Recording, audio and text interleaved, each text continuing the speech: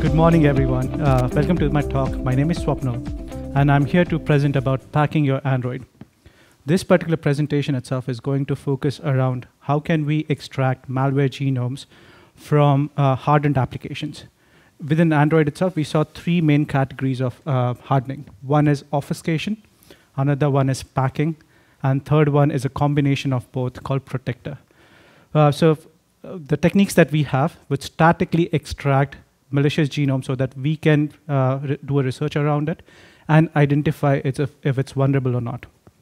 But before we jump into the presentation itself, there is a quick disclaimer. So the views and opinions that I have expressed in this particular presentation itself is purely mine. And I would be really appreciate if we don't associate that with any of the companies or individuals that I'm associated with. So now that we have that out of the door, a quick who am I? So as I stated before, my name is Swapnil Deshmukh. I have co-authored Hacking Exposed series. So within the book itself, we basically talk about various avenues of how we can exploit, let's say, mobile, for example, or web application itself. What are the various attacks that we have, and how can we defend against those attacks as well? Along with that, I'm currently leading the security team for emerging technologies for a company called Visa. As a Moonlight project, I'm also working on a Poppyseed project. This is an open source that we have that basically talks, it's an abstraction layer of all the different malicious applications that are out there.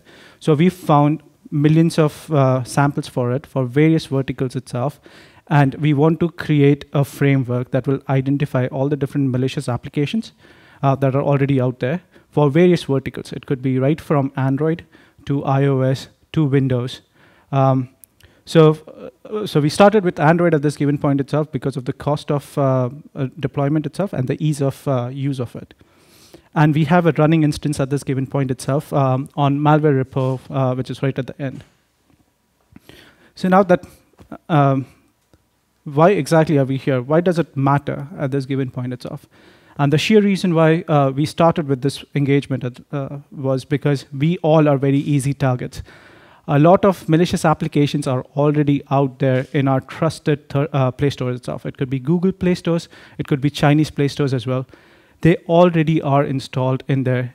In fact, there was a report that came out from Sophos that stated out 1 in 3 application that was installed in 2017 from an Android app store itself was malicious. In some degree, it will collect our user data itself, or it could be a ransomware. So imagine 1 in 3 applications that we installed in 2017 itself can be malicious. That's a huge number. In fact, they continue reporting that there is $1 billion industry when it comes to ransomware. There is one that we would be looking at. There was $33 million that they collected as a result of that ransomware itself.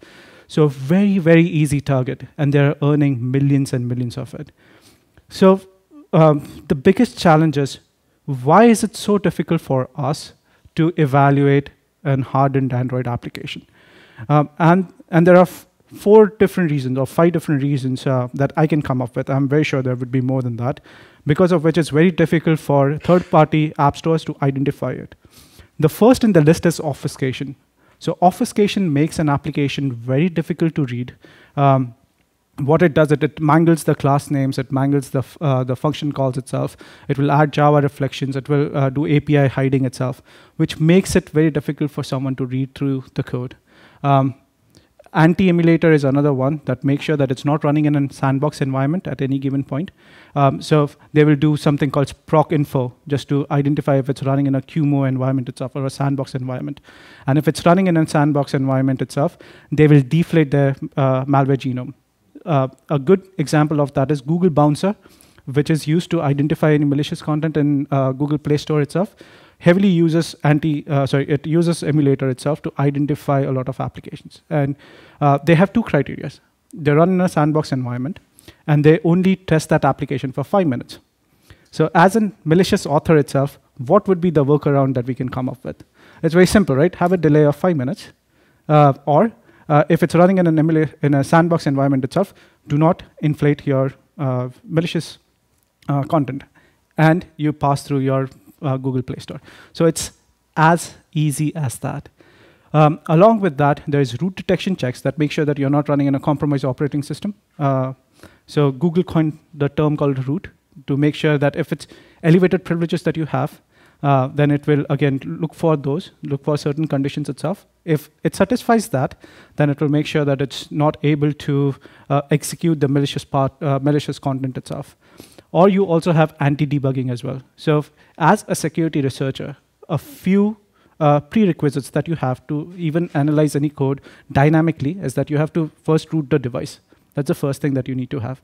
And the second thing is you need to have some sort of debugging controls in place to hook into a GDB, for example, or do some method swizzling to just do a log dump of what exactly is the application trying to do at any given point. What are the calls that they're making? What are the functions that have been called out of it as well, right? So you start logging that just to analyze as well, right? So by having root detection checks and anti-debugging checks, as a security researcher, they're not able to analyze this application further. In 2017 itself, we saw a huge trend. So there's anti-tampering solutions, which make sure that each code blocks would have their checksums. And if you modify any of those checksums at any given point itself, any code blocks at any given point itself, your checksum would be different, which means that the application is tampered with, right? So as soon as it detects that the application is tampered with, they will make sure that the malicious part of the application is not running. There is also a new trend in later half of 27 that we observed called white box cryptography. What it does is it encrypts a part of the Android code itself. And the key that has encrypted this data would be completely obfuscated. And that obfuscation piece would be spread across the heap itself.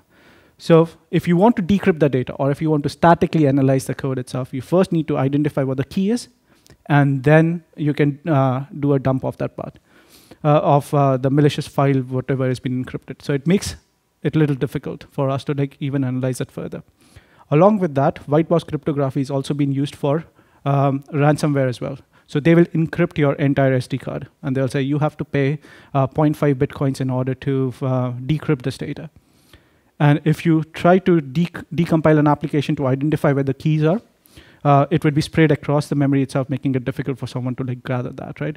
So malicious authors are finding avenues like these to bypass a lot of checks that we have in place by the third-party products or by Google Play Store itself to publish that in Play Stores. As a result of that, we have seen a huge surge in malicious applications itself being out there.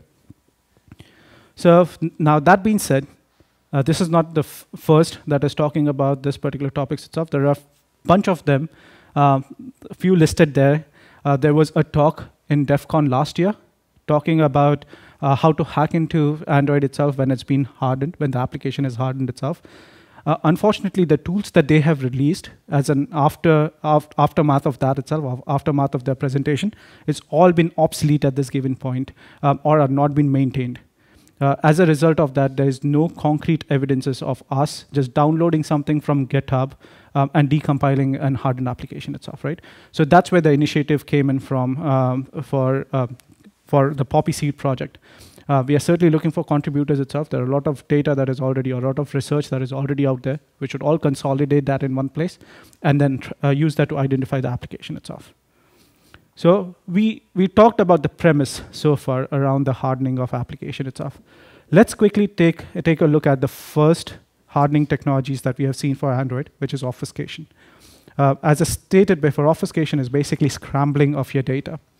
A good example for that is, let's say if for an Android class, you have com.owasp.password validator.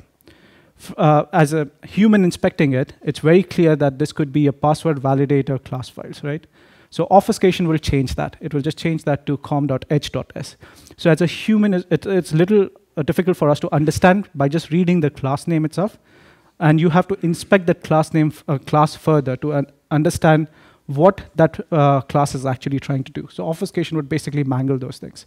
There are a few other things that they scramble. They also scramble the variable names, the function names. They can also do a control flow obfuscation as well. So if you have try catch, if you have if-else statement itself, they will change that into a switch. And that switch would have a dead code. So You have to go through each cases itself to understand what are they trying to do there. There could be a variable that is returned back that can be used by some other case statement itself to execute certain payload of it. Because of that dead code injection itself, it becomes very difficult for someone to like read through that code. The third in the obfuscation standpoint, third in the obfuscation that we have looked at is called string encryption. So it will encrypt the string, and in order to decrypt the data itself, they will have some logic inside the file on how you can decrypt that string. So as a human, when it's reading a jargon strings itself, it's very difficult for us to understand what it is, right? So now you have to go through the entire call flow itself to understand how you can decrypt that file, decrypt that string itself to get a human readable string. So obfuscators would do all of that. Along with that, they also use Java reflection, either for an API hiding itself or adding more complexity to the code. The only good thing about this is they are not encrypting any of the malicious genome itself. The malicious genome is along with the code. So if you want to read through the code itself statically, then you have to read through through the code itself. And the first in the example itself is ProGuard. So this is an example of a very lightweight obfuscation technique. It comes out of the box from Android standpoint itself. And as you can see, this is one of the ransomware. So the first part of the code itself is basically used to lock a computer, lock a device. So it will lock a device, it will set a passcode for it.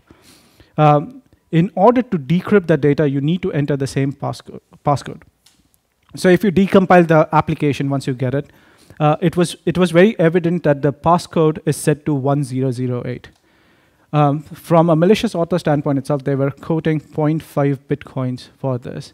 And when we did some stats around how much they earned over a period of time, till last week, they earned $34 million from it. So by just having a decompilation of the application itself, it was very evident that the passcode is right there, and we could have helped millions of people who paid for the ransomware itself to unlock their device. So that's one example. Let me just talk about a quick obfuscation technique as well. So if you look for classes.forName, which is com.h.s, that is a kind of an obfuscation for class names. So it's not very trivial, as you can see, to read through what exactly a malicious author is trying to do at this given point, even if they're using some sort of obfuscation. But then it gets complex. The second in the list is Dex Protector. Dex Protector is a combination of packer and obfuscator. At this given point itself, we will just look at the obfuscation techniques and how they're obfuscating it. So the one that is highlighted is basically a Java reflection where it calls onCreate with certain arguments that have been passed. This onCreate, when you look at the file itself, there were 9 different instances of it with various arguments being passed. And each and every argument was called, so each and every method was called by passing various arguments to it. It will collect a small bit of code and it will pass it to the other one itself. By collecting all of this, you basically have a decryption key. But if you have to go through 9 different methods to understand how to decrypt the data itself, it's very time consuming. So as a result of that, we created a Python script that will basically go through the entire code, start dumping the data bits in the data bits, and then collect the decryption key and use that decryption key against entire decompiled class files itself to first remove the dead code and also give you a decrypted string. So as a result of that, we use that Python script to just understand which method has been called by that function. So it was calling dexprotected.name, which was one of the loaded libraries that they had, and they were passing an argument for run along with a small hash, and that hash was collected through the string encryption mechanism that we have. Along with that, it was after it calls that, it looks for certain attributes for root detection checks or for anti-debugging checks itself. If it passes through that, it basically calls the next function. So as a person who's trying to research on malware itself, I know that the next jump that they would be having, provided all the conditions are satisfied, is the activity splash itself. So now I don't have to go through 9 different method calls to understand what they're trying to do. All I need to do is I just need to know the next jump that they have. Very similar to how we have it for the assembly language as well, right? We just go through each assembly language. We know which the next jump would be provided certain conditions have been met. So we try to do the same thing itself. So index protector, this was the next one that was called. And they had a function that was called from the malware genome itself. So now we know how to reach out to it, right? So if you basically have a Python script that can help you out with this.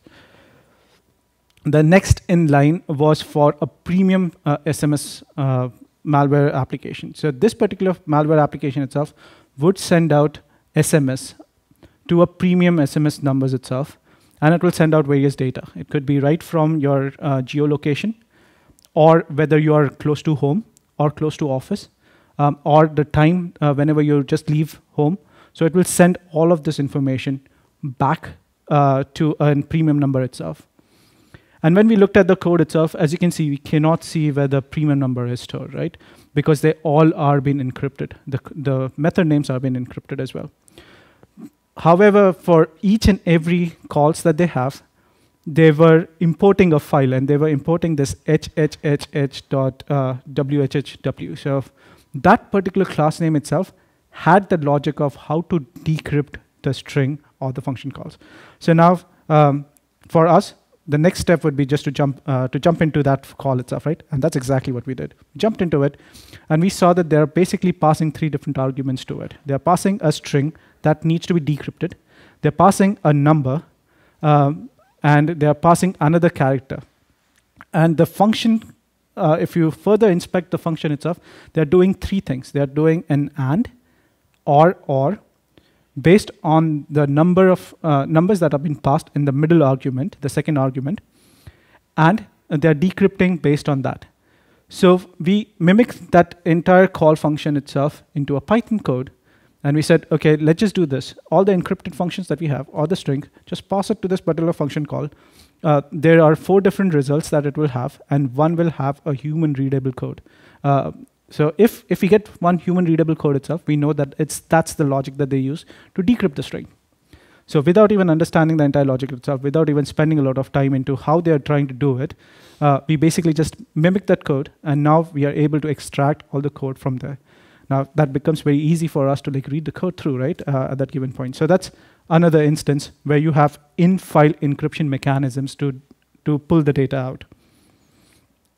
Now, the second hardening technique that we have seen is called Packer. Packer would basically encrypt a section of the code, and it will keep that in the memory. If all the conditions are met, then it will decrypt that data and pull that information from there. It could be malicious content, or it could, in many different companies, it's been used to it's used as a secure storage of the data, or where the IP is very important, they use Packer to encrypt that data itself. So in case of Packer, they are doing it in 3 different ways. There's the dynamic code modification, where you're modifying the code itself on the fly based on the certain conditions, whether they are met or not. Then you load that file in the memory itself, or in certain cases within your data drive, or there could be an in-file loading as well. So conceptually, this is how it works. So you basically have a APK file, which is, before signing it, you upload that on a website somewhere, and it will modify your manifest file, and it will modify your classes.dex, which has all the logic around how the code would actually work. And it will give you a new classes file, which is called a stub. So the first avenue of calling an APK itself is that it will go to the manifest file. It will look at where the stub has been loaded. It will load that stub in the memory first, look for all the conditions, whether it's satisfied or not. If the conditions have been satisfied, then it will load the main classes.dex that was written by the malicious author. So the first in the example that we have was released out in December 2017. And this was a Packer called jump-j2. I'm just making up the name at this given point itself. I don't know the name of the packer, but we found this one where the class name and the header size, if you look at, it's normally close to 46 or 62 bits, right? And this was close to 136 kilobytes. So that's like a huge chunk of data, right? So we started inspecting why exactly does it store that huge of a file, and it was dumping that from a header bytes as well. It turns out that they were storing the classes by classes.dex, the malicious classes.dex in clear inside the header files itself. So now the next step would be just to dump that file, store that as a classes.dex, and decompile it, right? And that's what we did, and we were able to extract all the files. So security through up security itself, but at least we were able to like pull the data out without installing it on any phones or doing a lot of analysis around it. The second is more dynamic in nature. It's called Outcry Infiltrate. Again, we are not very sure on the file name itself. All of these names are named based on the class files it loads. So as I stated before, the first step in the process is to modify the manifest, right? And the first injection point that you have for Android is your application tag. So that's exactly what we did. We looked at the application tag itself, and it turns out that they're calling the one that is highlighted, it's calling Android support multi-dex and multi-dex application itself. The multi-dex application that it's calling has the call for the stub. Now, again, another classic case of security to security. They are making it sound like this is an Android SDK that they have downloaded. That wasn't the case. This particular file that they have is actually something that they embedded along with the Android SDK itself that has the call for the stub. As a result of that, so we went to Android, multi-dex application file itself, and we saw that it's calling outcry. It's calling outcry with a hash to decrypt that data, the one that is highlighted below. So like any sane person, we followed the trail and we said, well, let's just go to the load library that they have. And the infiltrate call itself basically uses that as a hash, and it sends to a dynamically loaded library called secondhand. The second hand, again, does all the checks and balances to make sure that it's running on a secure environment itself. It's not running on a rooted device. It doesn't have the anti-debugging check itself. And in order to decrypt that classes.dex, it provides you with that hash. That hash was the key to decrypt that data. So we created all the knobs for all the different conditions that we have for root detection checks or anti-debugging checks itself. And then you are left with the file and how to decode, to decrypt it, right? So we found an easy avenue of it. We patched the secondhand .so library that they had, and then we finally reach out to the main classes.dex that was loaded in the memory itself. And we said, rather than you loading in the memory itself, store it here so that we can grab it. So we grabbed the classes.dex from there itself. And once we had it, we just decompile it and we just get the code, the malicious code right there, right? So that's the second one that we saw from a packer standpoint. The third in the list was called Wiki. This is another one that was encrypting SD card. So it will encrypt your SD card itself, and the logic of encrypting the SD card was within the file itself. So we used the same process. We looked at the manifest file first. We saw where the injection of that stub actually is. And we found that the injection of the stub was at a VG application, which is extending the Android's application at this given point. And it was calling two different SO files. The first SO file was to make sure that it's checking for all the different conditions that we talked about before. And the second one was a wrapper that would basically decrypt your data. So we said we can use the same techniques that we used for outcry, where we bypass all the different conditions to check whether the files have been validated or not. And then we use the decryption key to decrypt the classes.dex. But the interesting thing was there was no code to decrypt that data. So as you can see, there's no hash function. So if I go to the previous slides itself, this particular function was calling the load file along with a decryption key. So that was the decryption key right there, right? So condition satisfied, use this decryption key to dump your classes.dex.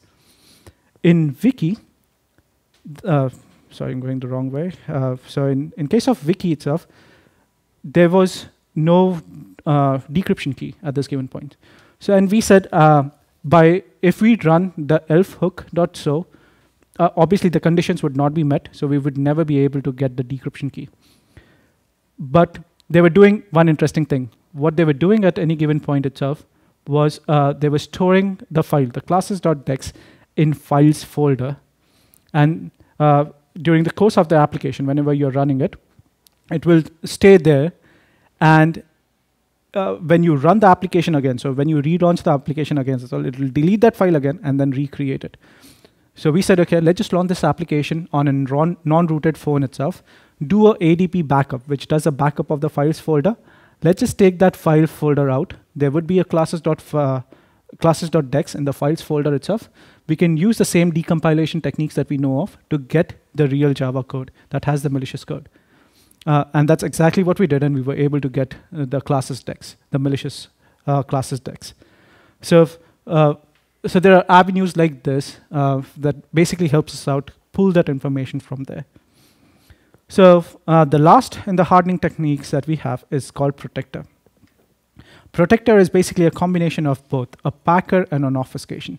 So it uses the encryption of classes.dex, and it also obfuscates the logic of how you can reach out to the stub itself. So as we saw in the obfuscation itself, it makes very difficult for us to read the code itself in many different ways. So that's exactly what happened with us. So this is how it works under the hood. You have the same techniques that you have for packing, exactly the same process. The only distinction that they have is that they have obfuscated the stub and how they're calling it. So now we come back to Dex Protector. We looked at it from when we were looking at obfuscation itself. And we used the same techniques that we used for Packer to decrypt the data. So the first thing that we did was we identified the application and where it's been called. So we identified that it's calling COM, Android, GMS, COM API application. And we know this for sure that it's security through security. They're just injecting their code in the Android SDK that they call it's an Android SDK kind of a thing, right? So we did that.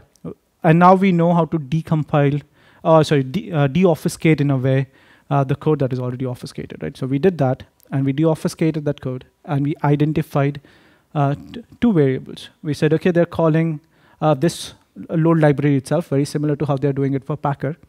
And after that, the next step that they call is a different file.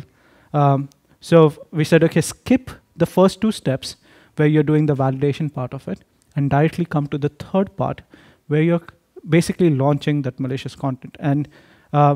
And that's how we were able to identify what that application is trying to do by running it on a device. By doing this particular control, by doing this particular check itself, we identified that there is a malware called TZ, which was impacting Android users. And in fact, Google came up with the finding itself in August or September of last year. So that's various techniques that we have seen from a malicious standpoint itself.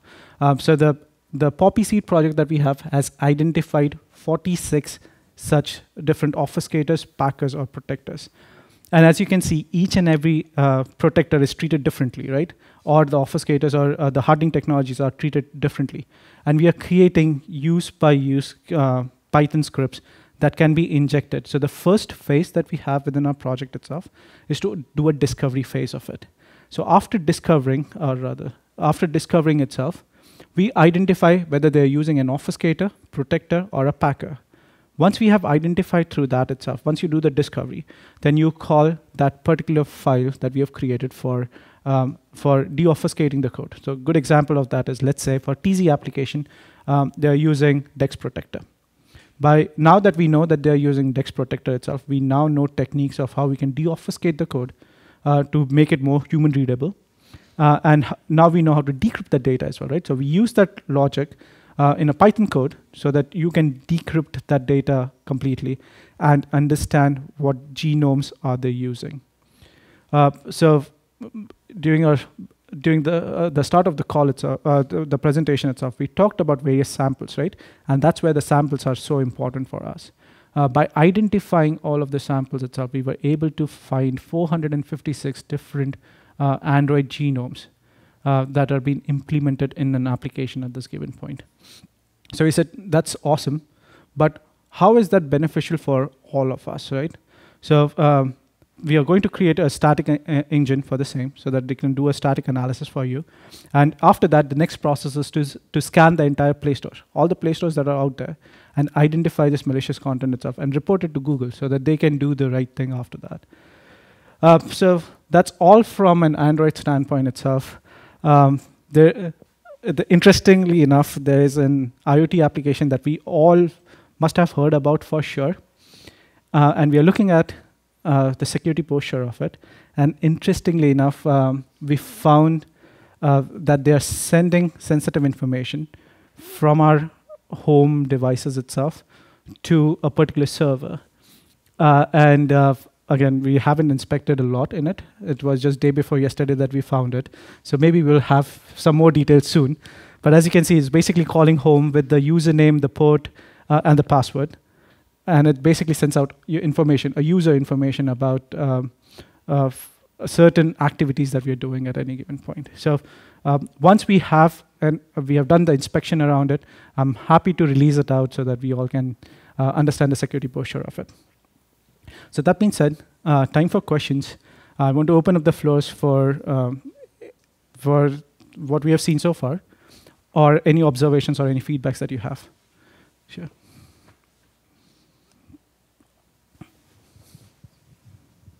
Hello. So I'm curious about the obfuscation tools. Are there makers on the black market building these and evolving them and selling them?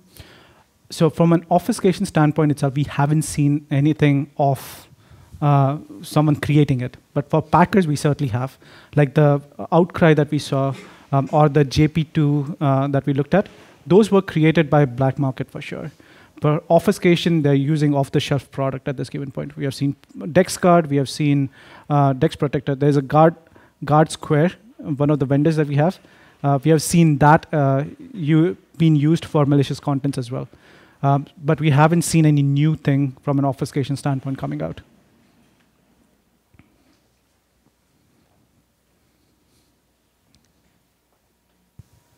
Yeah, from the obfuscation point of view, like there are different levels are there, like 1, 2, 3, 4.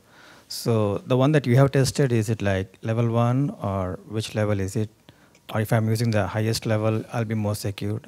Fair. I'm not sure what different levels are, okay. But there are different techniques that you have for obfuscation. Like you have class name obfuscation, which is like the bare minimum that ProGuard provides you.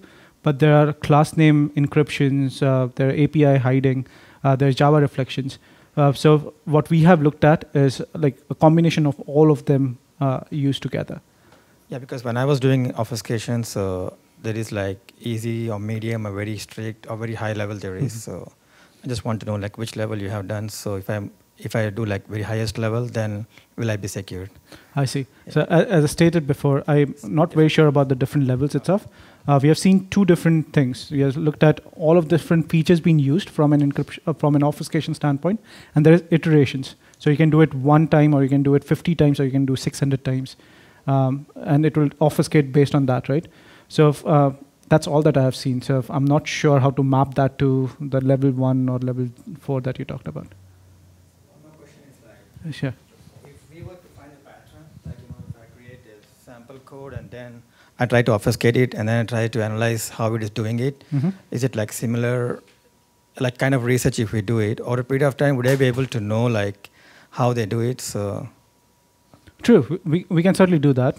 So from our engagement standpoint as well, we try to do the same thing with DexGuard, because we are not able to crack DexGuard at this given point itself. So we wanted to know how exactly are they trying to do it. And we used right from 1 round to like 600 rounds to understand how the code would change based on that. Yeah. So yeah, that's part and parcel of the research as well. Okay, thank you. Sure. Hi. Legitimate apps obfuscate their code. Like I was just wondering if the level of obfuscation be an indicator of high probability for containing malware. True. So it's actually not. Even the apps that we use on a regular basis as well, they do obfuscate it. So anything that has like an algorithm or an IP that they want to protect, they normally would go for obfuscations.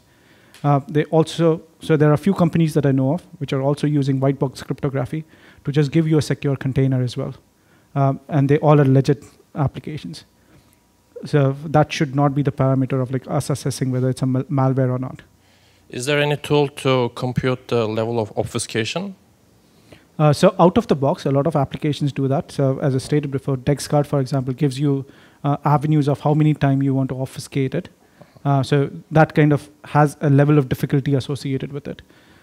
There's few others that we talk to as well that provides you with the same option as well. But can you measure it, like looking at the compiled code? Once you have compiled the application itself, it's very difficult for us to measure it from a security research standpoint itself. But if you're a developer, then you can certainly have quantification around it. How many of these applications are actually using white box cryptography, and have you had success in attacking these implementations? So in last year itself, we saw 3 different applications using white box cryptography. They all were under the ransomware category itself. And they are trying to implement their own white box cryptography in many different ways, which is making it a little easier for us to like understand what they're trying to do.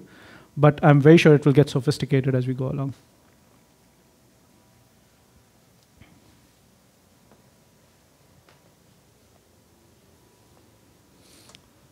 Awesome. So that's all that I had. Thank you all for attending.